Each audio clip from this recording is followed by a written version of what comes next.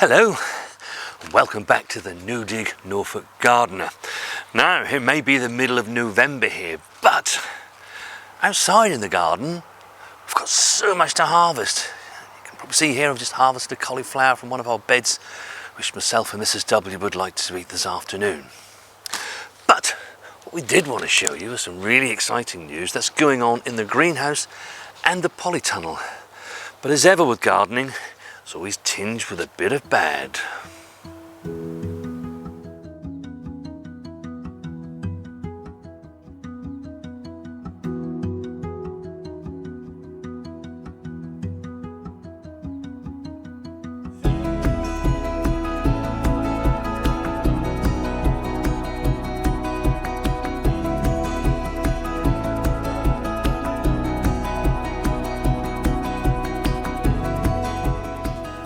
Now here we are in the greenhouse where we're going to start first, and we've seen quite a few noticeable differences within the greenhouse and the polytunnel.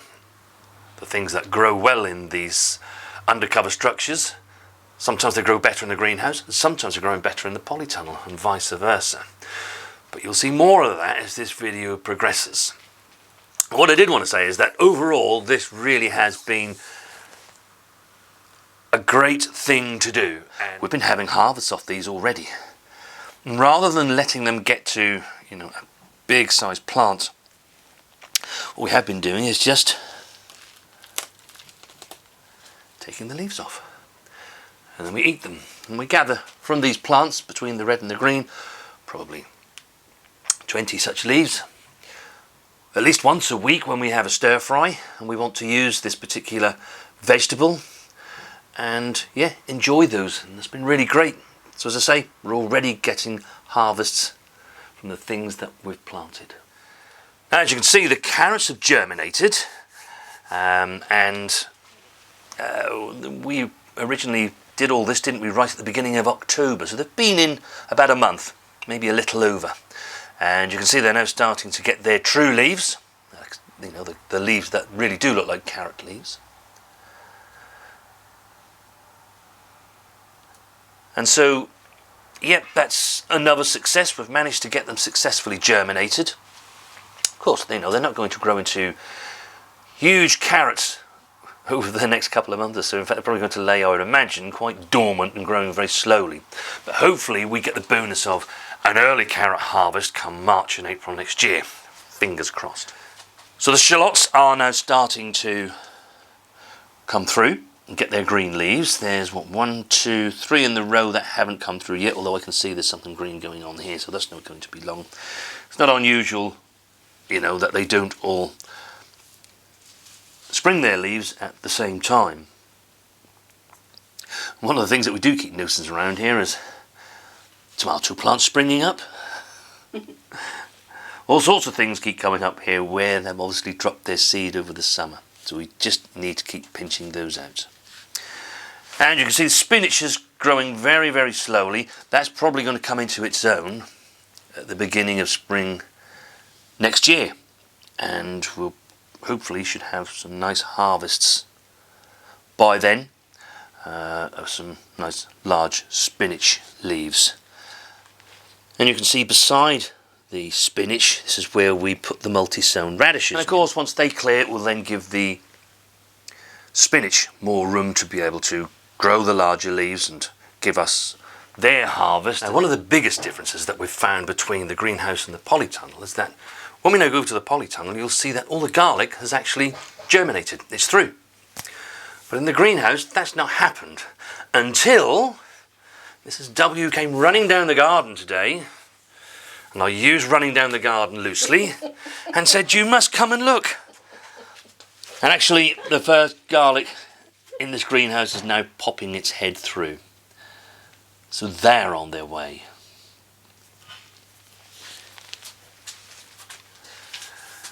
And the other thing I will just say about the garlic and the shallots, I know this video is all about the polytunnel and the greenhouse, but last year was a much colder autumn. It was much colder in November and much wetter. And the garlic that we had up there then, which we're now enjoying now, that didn't actually poke its head through until the following year. It sat there from October until about January when it suddenly decided to poke its head through.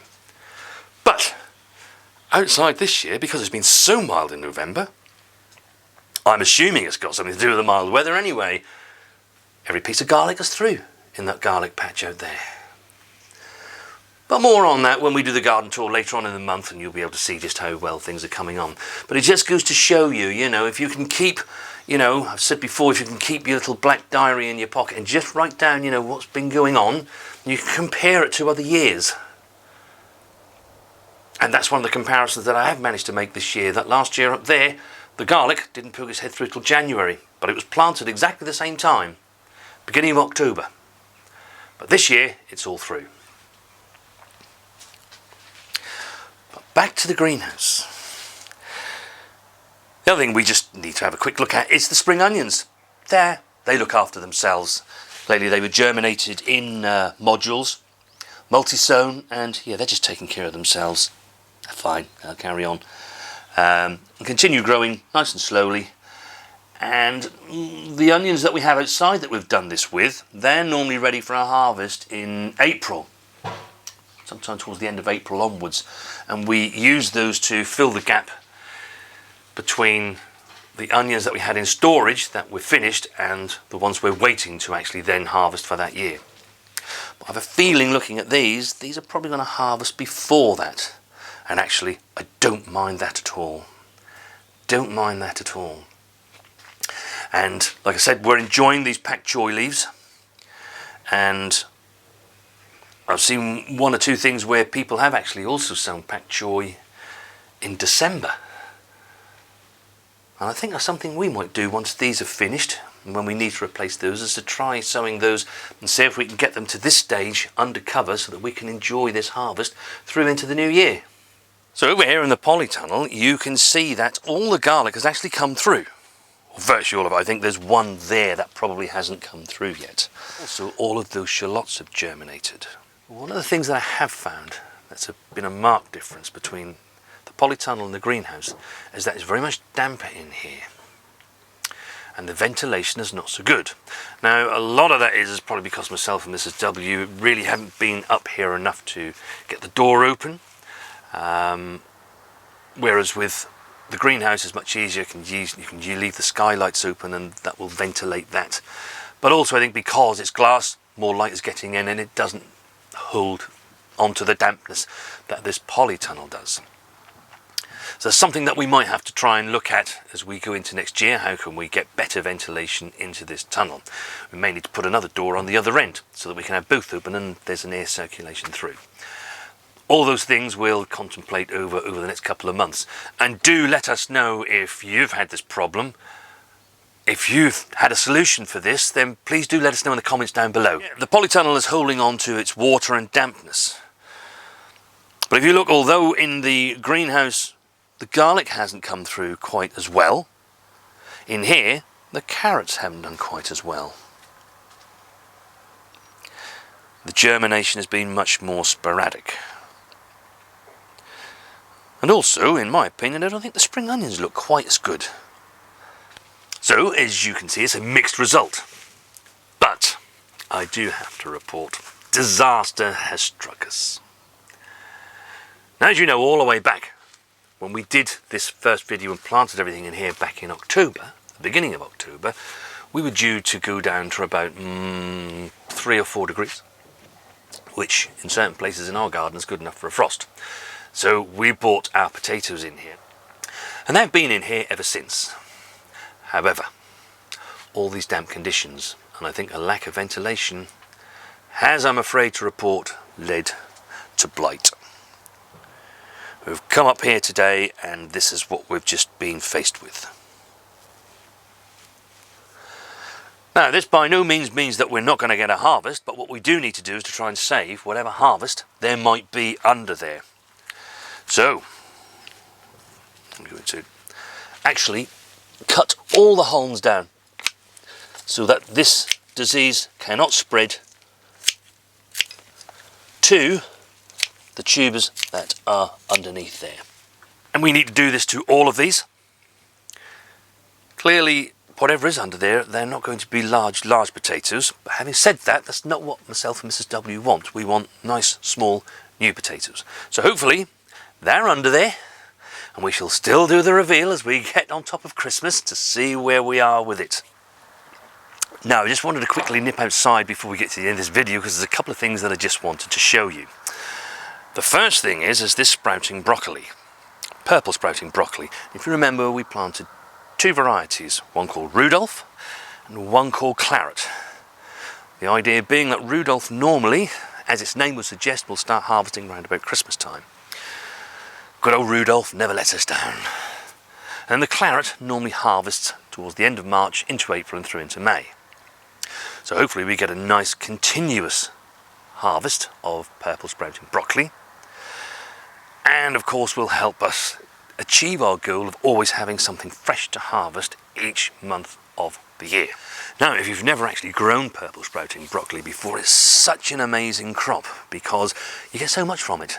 And so long as you keep picking it, it'll keep providing for 5-6 weeks or more of its harvest. How does it do that? Well, this is the central head, which you can see is now forming in this variety of Rudolph. So that's telling me we're on track for a harvest for December, which will be lovely with Christmas coming up. But if you look between these now, there's little spears now forming. And these will be the shoots that will come after we pick the central head. And here's one here, look.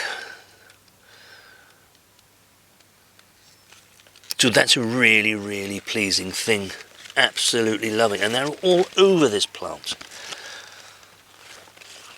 This will actually be the first one to harvest because I can't see the plant next door is not quite as advanced, although I can see it's now starting to think about making its central head.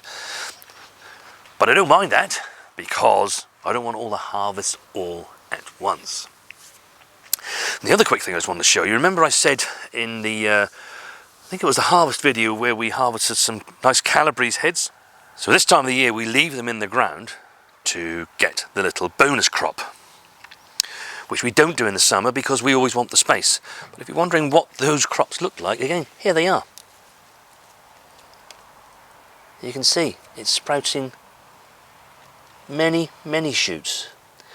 And you know, 3 of these each, you know, it was a nice vegetable to have on your plate. And it'll keep doing that. Normally does that for about 5 or 6 weeks again after you've taken that big main central head. So that's still giving us nice harvest and we're still getting to eat some Calabrese. Calabrese is often thought of by people as broccoli because when you're in the supermarkets it's marketed to you as broccoli. This is actually sprouting broccoli, this isn't. But clearly they're related because this is trying now to do the same thing as this.